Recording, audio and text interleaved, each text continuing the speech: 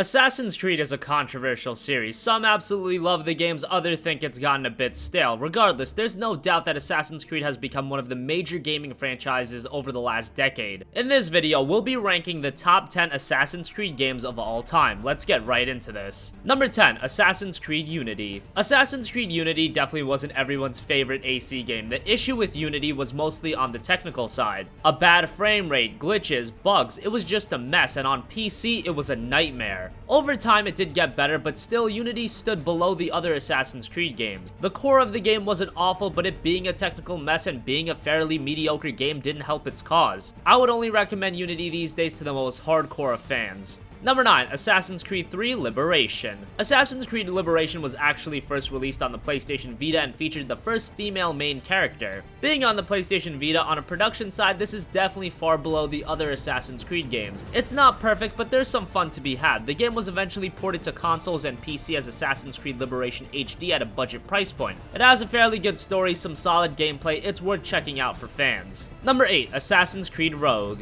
Assassin's Creed Rogue was the one AC title that fell really under the radar. It was released in 2014 on the same day as Assassin's Creed Unity, and Rogue was only available on last generation consoles. The game acts as a sequel to Assassin's Creed 4 Black Flag, and the game leads into AC Unity. For those that adored the naval combat in AC4, there's more of that in Rogue. There are some technical shortcomings with it being on PS3 and 360, however, it was later ported to PC, and that version is very good. The story is very good, playing as a Templar is a unique take on AC. Assassin's Creed Rogue is one of the forgotten AC games. You should really go back and check it out if you're a fan of the series. Number 7, Assassin's Creed Revelations. Assassin's Creed Revelations was the third in the Ezio trilogy, and by 2011, as much as we loved Ezio, we started getting a bit sick of him being the main character in these games. Revelations was still a very good game. It did a very good job tying up Ezio's story arc, but it didn't really progress the series forward in any way. Not that that's such a bad thing. The previous two games in the Ezio trilogy were exceptional, still a good game, just the one that really made it evident that Ubisoft was gonna milk the series for all it's worth. Number 6, Assassin's Creed Syndicate. Assassin's Creed Syndicate was an unfortunate victim of circumstance. The game was released in 2015, a year after Assassin's Creed Unity, and people were just burned by Unity that Syndicate didn't fare too well commercially. And Syndicate was actually a very good game. Gone were the technical issues in Unity. The world looked fantastic, the story was engaging, the two main characters in Jacob and Evie Fry were fantastic.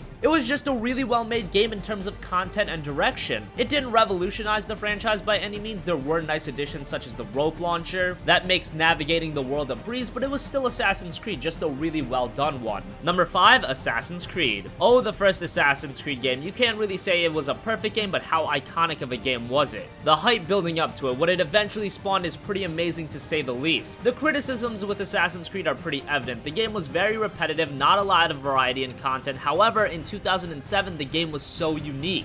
And the first Assassin's Creed game did a good job of making the player really feel like an assassin. You would have to find information about your target, take the process very slowly, where now it's not really like that. Assassin's Creed broke new ground, and it laid the foundation for one of the most successful series of all time. It wasn't amazing, but it did what it needed to. Number 4, Assassin's Creed 3. Assassin's Creed 3 was actually one of the most financially successful AC games for Ubisoft. The story is set in the 18th century during the American Revolution. There were a few issues with the game, namely the real-world sections playing as Desmond were pretty terrible, and the payoff to his story was garbage. Assassin's Creed 3 is also a very slow game. You don't even obtain your assassin's cloak until 4 to 5 hours into the game. The first few sections of the game is pretty monotonous, but after that it picks up and it does so fast. The story is great, the world design is on point, and the gameplay was as robust up to that point. Number 3, Assassin's Creed Brotherhood. Assassin's Creed Brotherhood was the follow-up to Assassin's Creed 2, and just like Revelations, this didn't expand the series in any major way. It did feel a lot more actiony, with you being able to chain kill after kill upon one another. It made the game a bit too easy for my liking, but that's generally a small complaint. The game still retained all of the core fundamentals that made the prior game so good. The story was engaging, the new characters introduced all had purpose. Brotherhood was also the first game to introduce the Assassin's Creed multiplayer, which initially sounded absolutely ridiculous. How would multiplayer work in a game like this? But it was actually pretty well done. Trying to blend in with the crowds, killing your targets, it's a very unique experience and a nice addition addition to Assassin's Creed. It won't be heralded as one of the best multiplayer experiences of all time, but it's a nice diversion. Number 2, Assassin's Creed 4 Black Flag.